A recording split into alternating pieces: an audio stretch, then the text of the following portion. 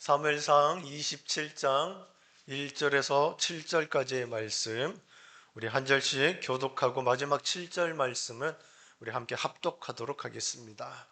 제가 먼저 1절 말씀 읽습니다. 다윗이 그 마음에 생각하기를 내가 후일에는 사울의 손에 붙잡히리니 블레셋 사람들의 땅으로 피하여 들어가는 것이 좋으리로다. 사울이 이스라엘 온 영토 내에서 다시 나를 찾다가 단념하리니 내가 그의 손에서 벗어나리라 하고,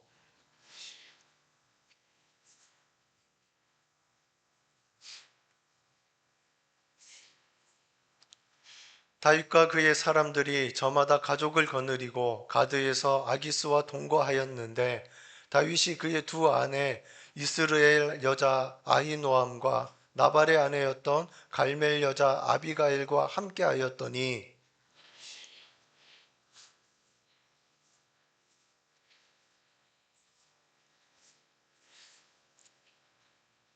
다윗이 아기스에게 이르되 바라건대 내가 당신께 은혜를 입었다면 지방 성읍 가운데 한 곳을 내게 주어 내가 살게 하소서.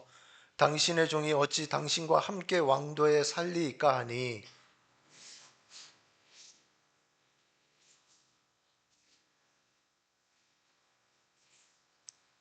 다윗이 블레셋 사람들의 지방에 산 날수는 1년 4개월이었더라. 아멘.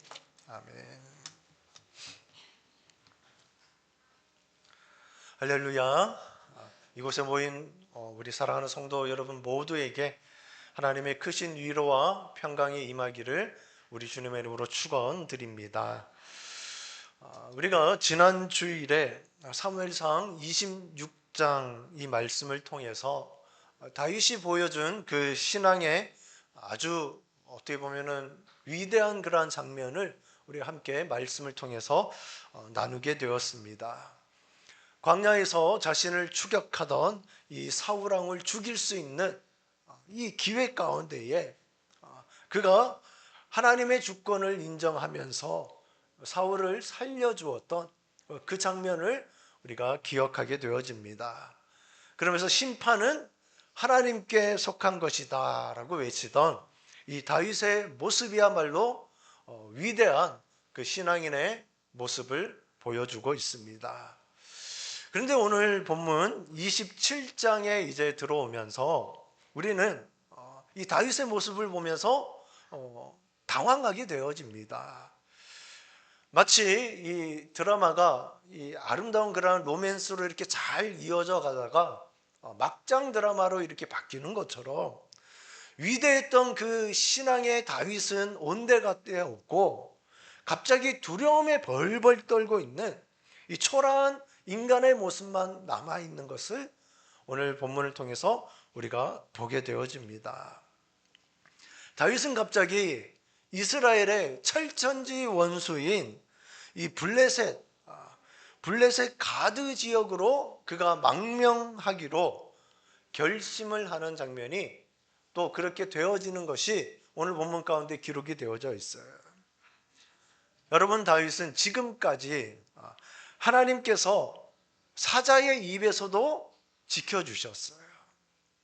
골리앗의 손에서도 하나님께서 지켜주셨습니다. 사울의 창날 가운데서도 하나님께서 지켜주셨어요. 그런데 그 자신이 직접 겪었던 그 체험은 온데간데 없고 지금 그 마음 가운데에 두려움이 가득하여 그가 가드로 내가 망명해야 되겠다라는 그런 생각이 지배하게 되어집니다. 하나님이 지켜주신다는 그 확신을 가지고 자기가 선포했었는데, 그런데 이제는 자신의 발로 지금 이방 땅, 우상의 땅으로 걸어 들어가고 있다라는 것이죠. 도대체 다윗에게 무슨 일이 일어났기에 그가 이러한 지금 인간적인 모습으로 보여지고 있습니까?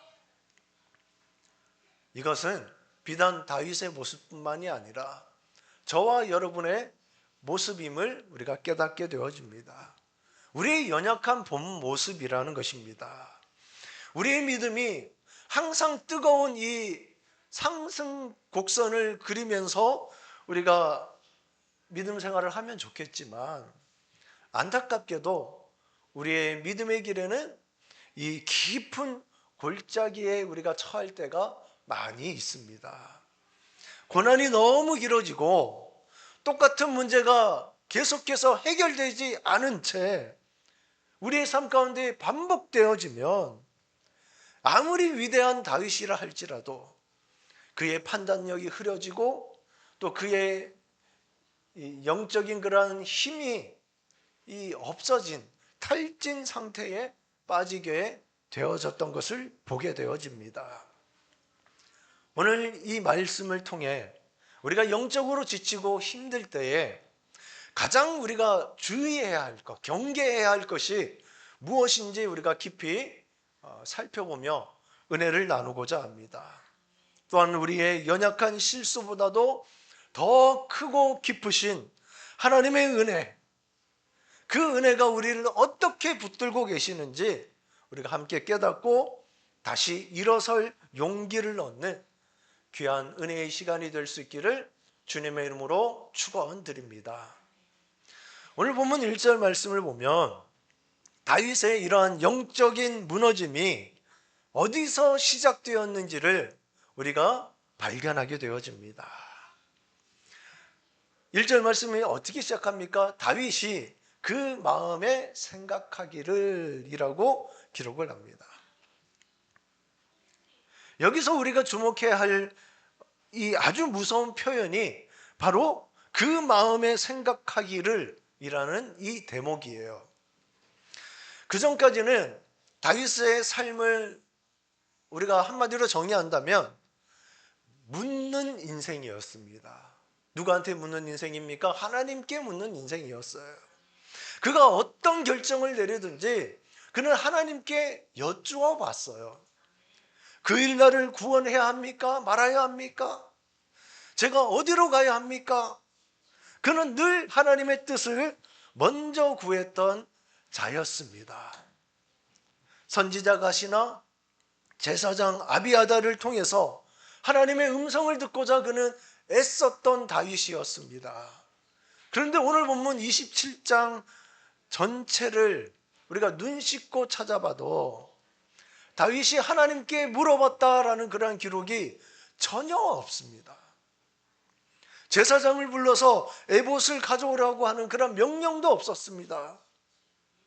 대신 그는 지금 자신의 마음과 은밀한 대화를 나누고 있음을 성경을 통해서 보게 되어집니다. 사랑하는 성도 여러분, 이것이 바로 우리의 인생에 찾아오는 그러한 위기의 신호탄임을 우리가 깨달아야 합니다. 기도가 멈추고 내 머릿속의 생각이 꼬리에 꼬리를 무는 그 순간이 시작되면 그 생각의 끝은 반드시 두려움과 절망이라고 하는 그런 막다른 골목으로 우리를 끌고 가는 것입니다. 다윗이 스스로에게 속삭이는 소리를 우리가 본문을 통해서 다시 한번 보기를 원합니다. 뭐라 합니까? 내가 후일에는 사울의 손에 붙잡히리니. 지금 다윗의 마음에 이러한 생각이 드는 거예요. 하지만 이것은 사실이 아닙니다. 하나님께서 이미 사무엘을 통해서 다윗에게 기름을 부으셨고 그를 반드시 이스라엘의 왕으로 세우시겠다고 하나님께서 약속해 주셨습니다. 하지만 기도가 멈추고 하나님과의 영적인 대화가 끊기자 하나님께서 주셨던 그 약속은 안개처럼 다윗에게 희미해져 버리고 말았습니다. 대신 당장 눈앞에 지금 닥친 이 차가운 현실과 사울의 그 위협적인 칼날만이 정말 태산처럼 커 보이는 지금의 다윗의 상황이었습니다. 여러분, 인생이 힘들고 고달플 때일수록 절대로 자기 마음의 소리에 귀를 기울이면 안 되는 것입니다. 우리의 감정은 세상에서 가장 뛰어난 사기꾼 같아요. 그래서 환경이 조금만 어려워져도 우리의 마음은 우리에게 속삭이는 것입니다. 야, 너는 이제 끝장이다. 하나님도 너를 잊으셨네? 이번에는 어떻게 해도 이 상황을 모면할 수 없어. 빠져나갈 수 없어. 이런 부정적인 생각이 여러분의 영혼을 지금 집어삼키려고 할 때에 우리는 그 생각의 스위치를 즉시로 꺼야 하는 것입니다. 그리고 우리는 그 생각의 스위치를 끄고 기도의 스위치를 올려야 되는 거예요. 나 혼자 생각하면은 그것은 절망의 늪이 되지만 하나님께 그 문제를 들고 내가 나가서 묻기 시작하면 그것은 소망의 문이 되어 우리에게 활짝 열려질 줄 믿습니다. 여러분들, 두려움이라고 하는 그 감옥에 갇힌 다윗이 그 마음의 생각과 나눈 그 결론이 무엇입니까? 1절 하반절에 보니까 블레셋 사람들의 땅으로 피하여 들어가는 것이 좋겠다라고 결론을 내리게 되어집니다. 여러분, 다윗이 지금 머릿속으로 엄청나게 생각한 거예요. 어떻게 하면 좋을까? 어떻게 하면 좋을까? 그러고 나서 내린 결론이 무엇입니까? 사울이 절대로 쫓아오지 못할 곳, 그리고 그가 수색하기를 포기할 만한 가장 안전한 장소가 어딜까 고민하다가 내린 결론이 바로 적국 블레셋을 선택하는 것이었습니다. 여러분들, 이 인간적인 관점에서 보면, 세상의 방법론으로 보면 어떻게 보면 매우 합리적이고 아주 탁월한 그러한 선택처럼 보여집니다. 적의 적은 동지다 라는 그런 말처럼 이러한 원리를 이용한 아주 영리한 그러한 최선의 이 지금 방법으로 느껴집니다. 실제로 이 다윗이 세운 이 전략은 지금 당장 눈에 보이는 그러한 효과를 거두게 되었어요. 4절 말씀을 보면 다윗이 가드에 도망한 것을 어떤 사람이 사울에게 또 이야기를 해요. 참, 이 다윗의 일거수일투족을 사울에게 보고하는 누군가가 있나 봐요. 사울에게 이 이야기가 들어가니까 사울이 어떻게 합니까? 다윗이 생각했던 것처럼 다시는 그를 수색하지 아니하였다라고 오늘 본문에 우리에게 말해주고 있습니다. 자그마치 10년이 넘게 지금 그림자처럼 따라다니면서 자신의 목을 재워오던 이 살벌한 추격이 끝나는 이 상황에 놓여졌습니다. 어때요? 엄청난 효과를 거둔 것 같지 않습니까? 이제 더 이상 광야에서 이 잠을 설칠 필요가 없습니다. 더 이상 굴 속에서 조마조마하면서 숨어 지낼 그러한 필요도 없었어요. 육신은 편해졌고 다윗의 신변은 보장받는 이 안정이 주어졌습니다. 여러분들, 그러나 이것은 육신의 안락함일 뿐이지 영적으로는 지금 처참한 몰락의 상황이었음을 우리가 기억해야 합니다. 여러분들, 다윗이 누구입니까? 이스라엘의 정체성을 지금 대표하고 상징하는 하나님의 기름 부음 받은 자가 다윗이었습니다. 그런 그가 지금 하나님의 약속이 있는 이 유다 땅을 등지고 하나님을 알지 못하는, 하나님을 믿지 않고 하나님의 백성들을 힘들게 하고 억압하는 이방인들의 땅으로 들어갔습니다.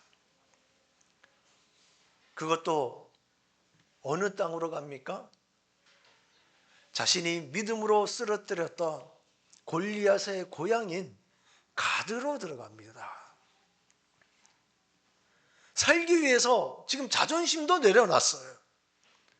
그 이상으로 지금 자신의 믿음도 통째로 내던지고 이 블레셋 땅으로 그가 들어가 버리고 말았습니다.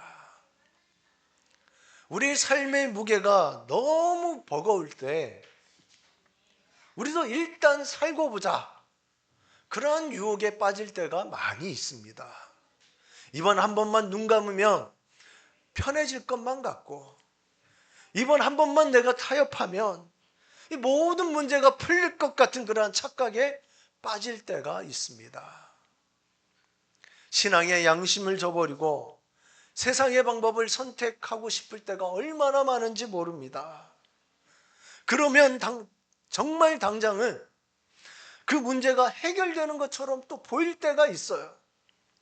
나를 괴롭히던 그 사울의 추격과 같은 그런 문제들이 멈춰버리고 내 상황이 힘들고 어려운 것들이 호전되어지는 것 같은 그런 기분이 들 때가 있습니다. 하지만 우리가 꼭 기억해야 합니다. 하나님이 없는 평안은 참된 평안이 아니고 우리의 영혼을 잠들게 하는 수면제와 같다는 것입니다. 다윗은 이 잘못된 선택의 대가를 훗날 그가 다시 치르게 되어지는 것을 우리가 이후에 살펴보게 되어질 것입니다. 다윗은 지금 가드 왕 아기스에게 거짓말을 섞어가면서 그에게 신임을 얻어요. 그리고 결국 이 시글락이라고 하는 그러한 성읍을 아기스로부터 하사받게 되어집니다. 그리고 성경은 그곳에서 1년 4개월 머물렀다라고 기록을 합니다.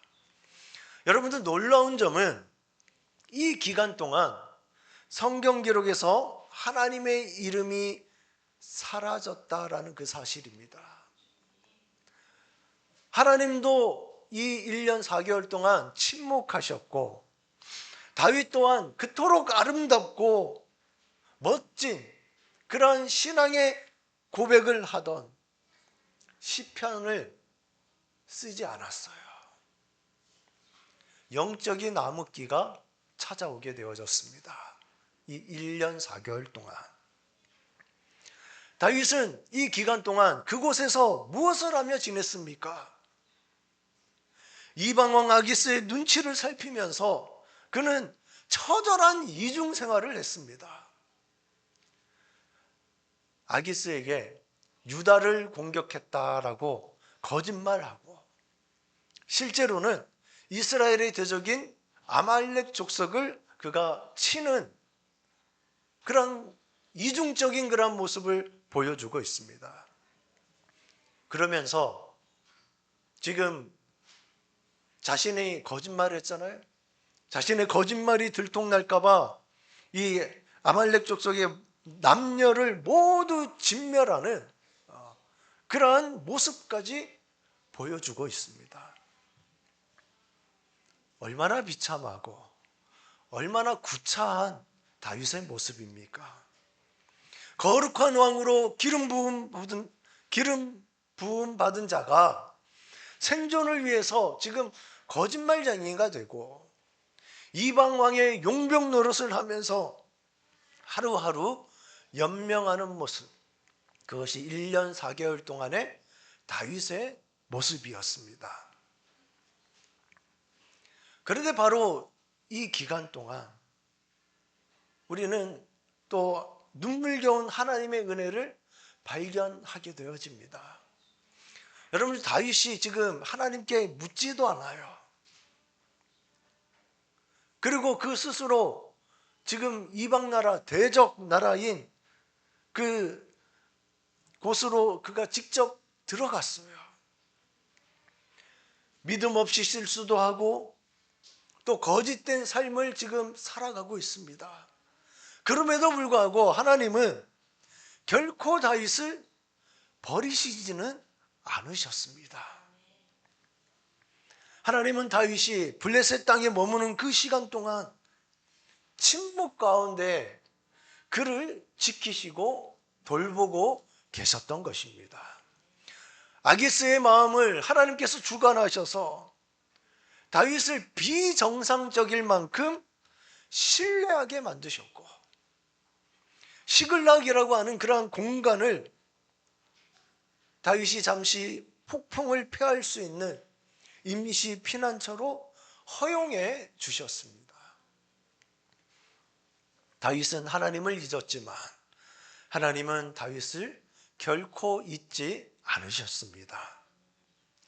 우리가 믿음이 연약해져서 넘어지게 될 때에 잘못된 판단으로 우리가 우리의 인생 가운데 시글락 같은 곳에 우리가 숨어 들어가 있을 때에도 하나님의 신실하심은 결코 멈추지 않음을 믿습니다. 우리의 실수가 하나님의 거대한 계획을 망가뜨릴 수는 없습니다. 우리의 불신앙이 하나님께서 우리에게 주신 그 약속, 그것을 취소할 수는 없습니다. 하나님은 우리가 정신 차리고 다시 돌아올 때까지 묵묵히 그 자리에서 우리를 붙들고 기다려주시는 은혜의 하나님이십니다. 이것이 바로 우리가 절망 가운데서도 다시 일어설 수 있는 유일한 소망의 근원이 되어지는 것입니다. 사랑하는 성도 여러분, 오늘 본문에 나타난 이 다윗의 연약함을 보며 우리가 감히 그를 비난할 수 있는 사람이 우리 가운데 누가 있겠습니까? 우리 역시 삶이 한계에 다다르고 또 우리가 지치다 보면은 기도하기보다 먼저 우리의 머리를 굴릴 때가 많이 있습니다. 하나님을 의지하기보다는 당장 힘이 있어 보이는 세상의 이 아기스 왕들과 같은 그러한 것들을 우리가 찾아가 도움을 구할 때가 있지 않습니까? 혹시 지금 여러분의 삶의 자리가 이 시글락에 머물러 있지는 않으십니까? 환경은 조금 편해졌고 당장의 문제는 이제 사라진 것처럼 그렇게 보이지만 하나님과의 관계는 내가 멀어졌고 내 영혼은 메말라가고 있는 그러한 상황 가운데 있지는 않으십니까? 오늘 말씀을 통해서 우리의 영혼을 다시 깨울 수 있기를 간절히 소망합니다. 여러분들, 이 모든 문제의 시작이 어디였습니까? 다윗이 그 마음에 생각하기를 이라고 한 것부터 문제가 시작되었습니다. 지치고 상한 여러분들의 마음이 내뱉는 그 소리를 여러분 너무 믿지 않기를 원합니다. 우리의 감정은 정말 변덕스러운 그러한 변덕스러운 것임을 우리가 기억할 수 있기를 원합니다. 그러나 하나님의 말씀은 영원히 변하지 않아요. 2026년 한 해 우리의 삶 가운데 어떠한 그런 풍랑이 우리에게 다가온다 하더라도 우리가 세상적으로 생각하면서 또 내 마음속에 들리는 내 생각으로 도망칠 곳을 우리가 찾는 우리의 삶의 모습이 되지 않기를 원합니다. 그 대신에 우리가 기도의 무릎을 꿇고 하나님의 날개 아래 피할 수 있는 우리의 삶의 모습이 되기를 원합니다. 우리의 마음의 소리 우리가 잠재우고 하나님의 말씀의 소리에 귀 기울여 우리가 끝까지 믿음의 경주를 완수할 수 있는 저와 여러분의 모습이 될 수 있기를 우리 주님의 이름으로 축원드립니다. 우리